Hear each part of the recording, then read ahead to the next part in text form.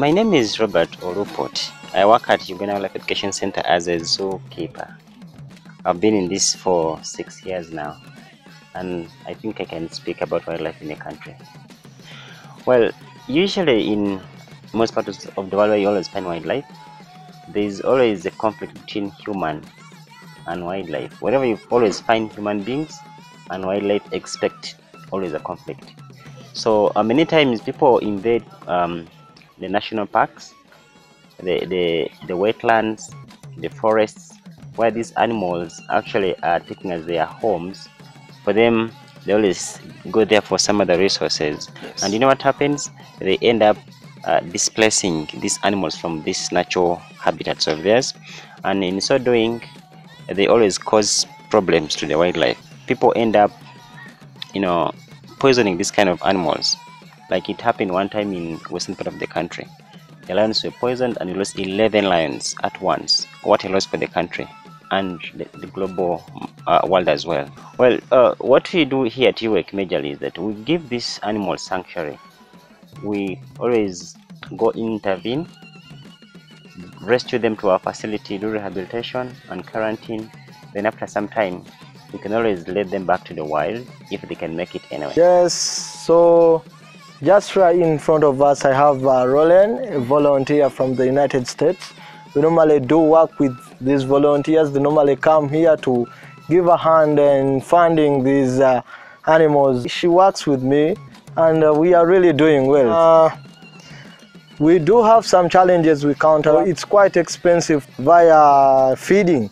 If you look at the lions, we do give a male lion 10 kilograms of meat in a day. And if you look at the price of meat in Uganda, it's around 13,000. So if you do calculate around 13,000 times 10 days, that's 130. It's quite expensive for us. So we do give these lions 5 days in a week. So if you look at that in a week, it's really worrying. And then we have some cheetahs around, and we have also the hyenas. So it's quite really expensive for us. Then also we do give some savocats chicken. So even chicken in Uganda is quite expensive, 15,000. So we do give chicken every other day to these small cats, which is really so expensive. We do have also some fruits that we do buy for our hoof stocks. Then we have some fruits and root tubers and vegetables that we do give to these animals. You can help me with that. We have around like the giraffe, the elephant, the impalas, the cobs, the waterbuck, the statungas.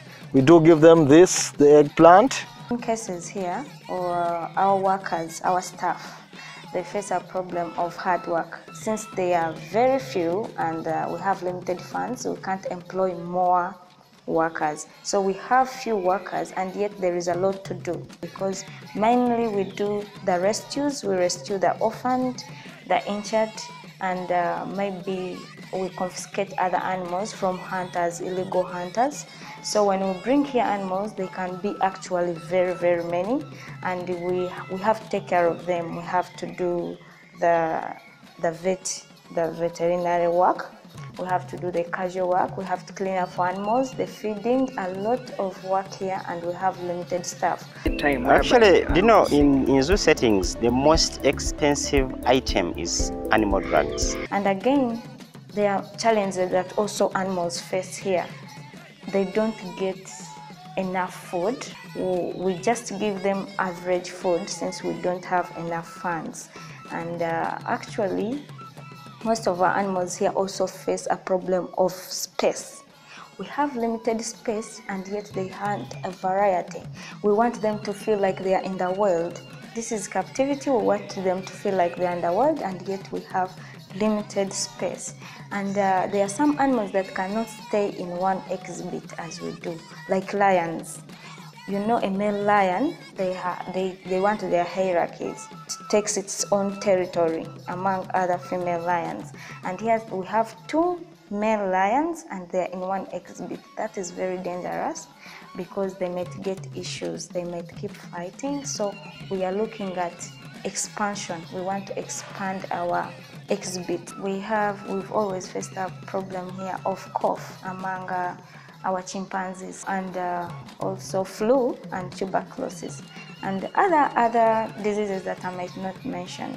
And we normally do a lot to actually treat them, because since they don't have enough space and they don't do enough exercises, we limit them on food.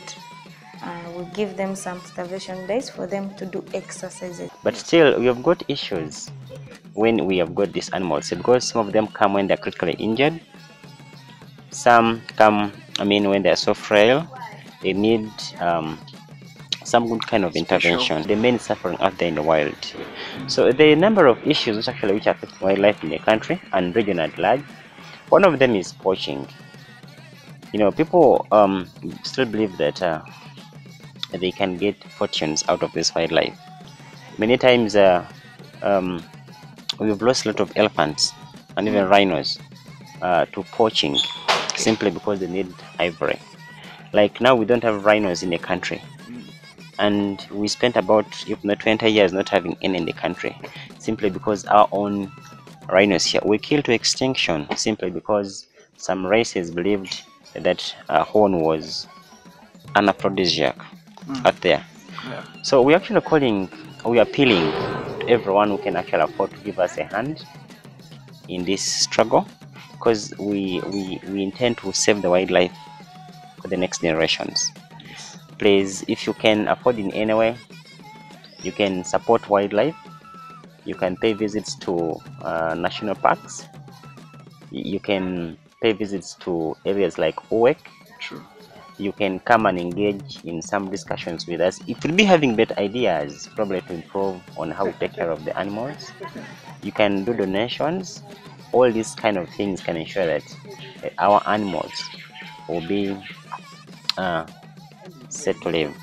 Okay, thank you, Robert. Now, let me ask, we have some challenges that we find in this field, and I wanted to know some of the challenges that you've been meeting in your 6 years in the field.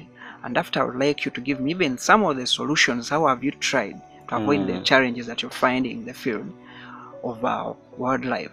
Actually, with wildlife problems, we don't have solutions. They say that with wildlife, we just reduce solutions. You can't avoid it completely, because one, you've got increasing population which need more land for construction, for farming.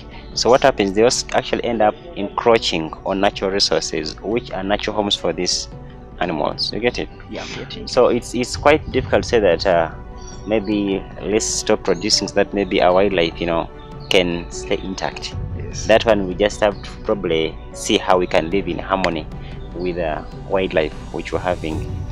And then too, also there's this problem of unemployment.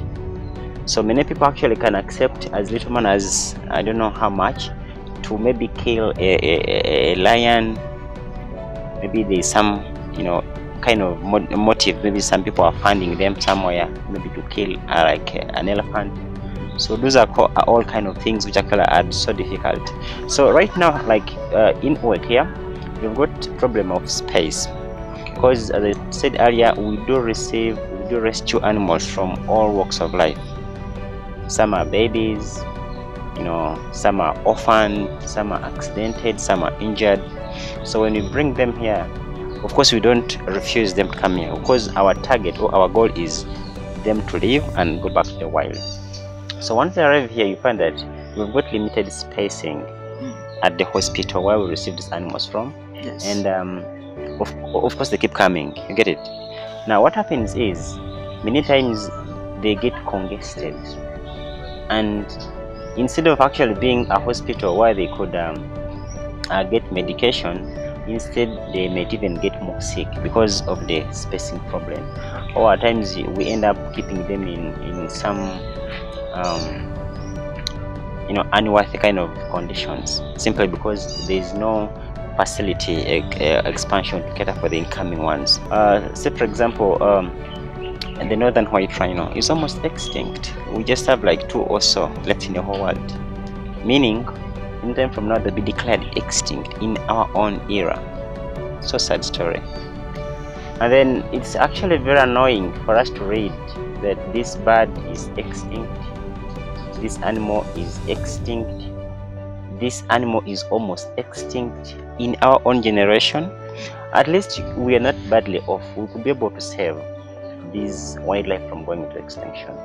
That's actually how we say, save the wildlife fund so that we can save all these certain kind of species. My name is Lauren. I'm a volunteer here at the Uganda Wildlife Education Centre. I'm from America. And this experience has been like the best experience of my life. I've had so much fun here. I love being able to see all of the animals and interact with them and just really kind of form like a bond with the animals. But they do need like funding to be able to support them. They eat a lot of food. I didn't even realize how much food that these guys eat every single day. What I do is I help go out and I help feed all the animals and stuff. And we give them like huge crates full of vegetables that the center has to buy for them, and just huge bags of grass every single day.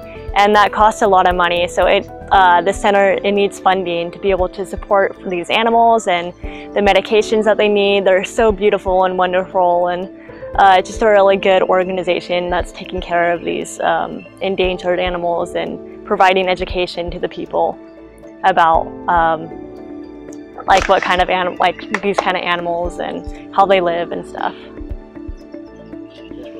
The animals here need more funds to be able to feed them and to treat the diseases that they have. They're so beautiful and they're dying off because they don't have the money that they need. Save Wild Fund. We have endangered species because mostly we focus on these endangered animals and animals in extinct. We normally do, first of all, we have rhinos in extinct. So what we do, we bring them here and for captive breeding so that we can do the multiplication and take some of them back to the wild because they are so in extinction. It has life. Why should you do it? So if we can join our hands together, I'm sure we can be able to save the wildlife. It's actually our humble request to everyone out there that you can actually help us in this cause. Save the Wild Fund so that we can save the lion. There's a number of things you actually can do to ensure that you can save the wild. At your own level, as a family, as an organization, name it, you can be able to do something to ensure that you can save the wild. You can do donations, you can visit national parks, you can engage yourself in different programs which are rolled to ensure that they benefit the wildlife. You can give some aid in any way. So anyone out there, we don't have a specific procedure that you need to pass here or pass here. We need donors and we need sponsors for these animals because we have limited funds and yet they need much to be taken care of. Are you there? Do you love wild animals? Do you love wildlife? Please, are you a volunteer? Are you a tourist or anyone? You can give any help you have. Or even if you volunteer to sensitize some of our communities about the dangers of cutting down trees, the dangers of bush burning, the dangers of killing the lives, of destroying the lives of our wild animals, please, you can give any hand. You can give the food for survival for these animals, any help you have, any sponsorship. You can take up even one animal and you sponsor that one. Anything you give, anything you donate, any help you give, is it labor? Is it anything else? Is it food? You would have helped, you would have saved the lives of our animals. Thank you very much.